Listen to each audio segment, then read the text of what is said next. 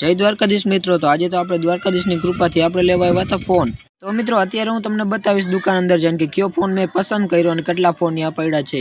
પછી તો મિત્રો અહીં દુકાન અંદર સીધો આવતા જ મારી મારા પપ્પા તો અહીંયા ફોન પસંદ કરતા હતા। અને મિત્રો દુકાન અંદર તો ઘણા બધીના ફોન હતા ને પછી તો મારું તો મન સરી ગયું કે કયો ફોન હું લઉં ને કયો ફોન નથી લેવું। અને પછી દુકાનના ટેબલ ઉપર જોયું તો અહીંયા તો મારી મારા પપ્પા ફોન પસંદ કરીને બેઠા હતા।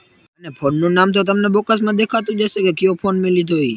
તો મિત્રો તમને બતાવું કે આ ફોન મારી મારા પપ્પાએ પસંદ કર્યો ને હવે આ ફોનનું અનબોક્સિંગ કરવાનું છે। તમને બતાવીશ કે કેવો ફોન છે।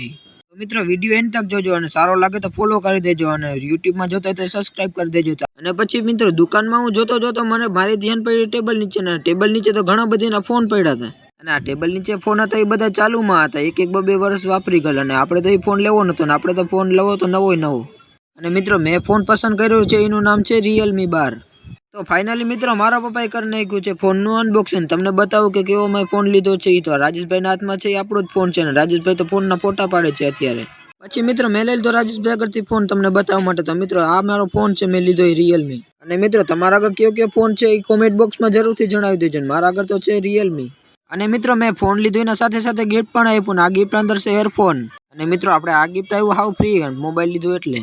પછી મિત્રો બિલ બોક્સ બનાવીને આપણે આવી ગયા સીધા બારોબાર અને હવે આપણે જવાનું છે લચ્છી પીવા। કારણ કે મિત્રો આપણે ફોન લીધો એટલે રાજેશભાઈને મારી માને ને મારા પપ્પાને લચ્છી તો પીવડાવી જ પડશે। પછી મિત્રો અમે આવી ગયા સીધા લચ્છી વાળા ભાઈની દુકાને અને થોડીક વાર ઉઠતા જ મને દઈ દીધી લચ્છી પીવા માટે। પછી મિત્રો લચ્છી અમે પીને અને અમારે જવાનું હતું ઘરે, તો પછી હું બેસી ગયો ગાડી ઉપર। તો જય દ્વારકાધીશ મિત્રો, મળશું નેક્સ્ટ વિડીયોમાં।